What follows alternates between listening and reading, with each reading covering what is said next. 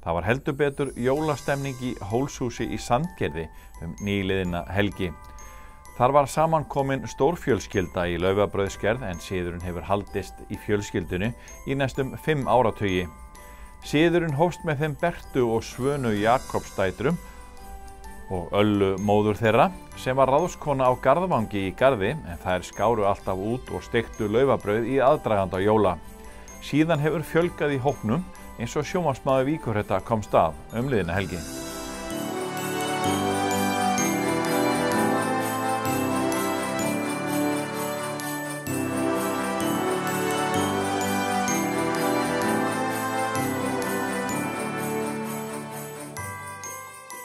Segðu mér söguna á bak við þessa laufabrauðsgerð ykkar. Þetta hófst á Melbraut 19 í Garðinum fyrir örugglega 30–40 árum. Þegar við erum bara krakkar, þá byrja mömmur okkar með Öllu ömmu sem var ráðskona á elliheimilinu í Garðinum að gera laufabrauð. Og síðan þá hefur þetta alveg verið og eftir að mamma dó, þá fluttum við þetta hingað til Helguhrannar. Þannig að þetta er 20. skipti sem við erum með þetta hérna í Hólshúsi. Og þetta hefur stækkað ár frá ári? Já, það stækkar fjölskyldan sko. Það eru komin 3 ættleiðir. Já. Þannig að það er einhverju tugir að mæta í laufabrauðsgerð? Já. Mest hefur verið undir 50.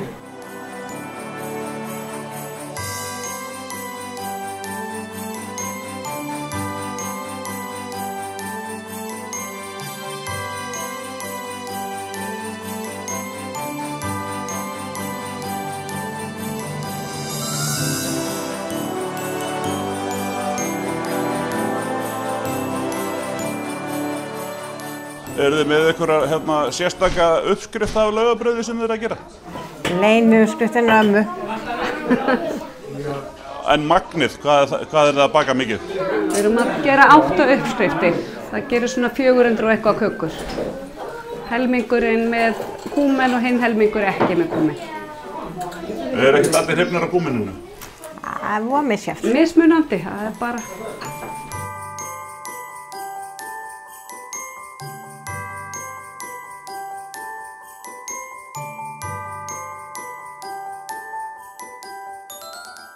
Þetta er aðeins meira heldur en laufabrauðsgerð því þetta, það eiginlega má segja, þetta sé ættamót svona bara í byrjun aðvendu.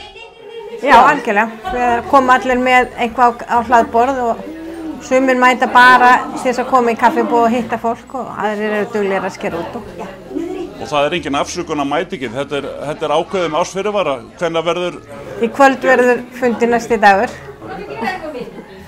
Þannig að það er engin afsökun. Oftast er þetta svona mánuði fyrir jól, þannig að flestir hafa svona þægilegan tímaramma. Hversu mikið mál er að gera laufabrauð?